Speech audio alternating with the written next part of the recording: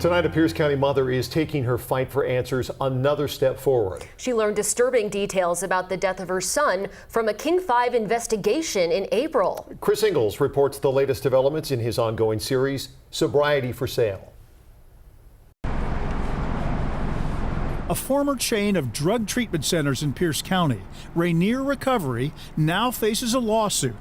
It accuses the company of a negligent pattern of treating drug and alcohol addicted clients. The suit was filed on behalf of Judy Russo, who operates a small barber shop in Enumclaw. They don't have any right to play Russian roulette with people's lives.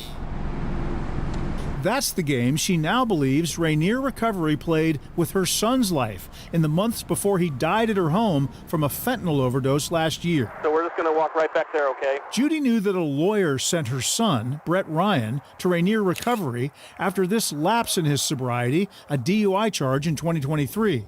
What she didn't know until we told her is that unqualified counselor trainees treated Brett. You know, he's accountable. He's the one that got the DUI.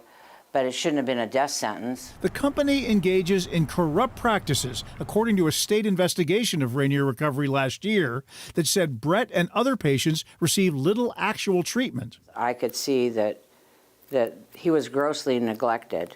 And you had given me some of the paperwork on the health department, and the proof was in the pudding. As an example, the lawsuit says Rainier claimed it administered a drug test that came back negative a week before Brett died. But actually, no urinalysis was conducted, according to Judy Russo's lawyer. I think we too often see profits over people. It becomes kind of a mill to just run people through. And the Department of Health investigation certainly vindicates that, supports that conclusion, that they weren't interested in helping people. It was overwhelming. In April, we tracked down the trainee who treated Brett Ryan and recommended minimal supervision in the months before his fatal overdose. Patient 14 said, "I drink because I have switched from heroin to alcohol." That sounds like somebody with a very significant problem. It does. It sounds to me like what he's telling you is he has a very serious drug and alcohol problem. Yes. That's what it sounds like. Was this did you make a mistake here? I might have. I'm a trainee. That's why they call us trainees. The State Department of Health faulted Rainier owner Jeremiah Dunlap and forced him to sell Rainier Recovery. Just in it for the money, and hiring people that aren't even qualified to do their jobs. Hello, Ms. Bowden. The lawsuit does not name as a defendant the lawyer who sent Brett Ryan and many other clients to Rainier.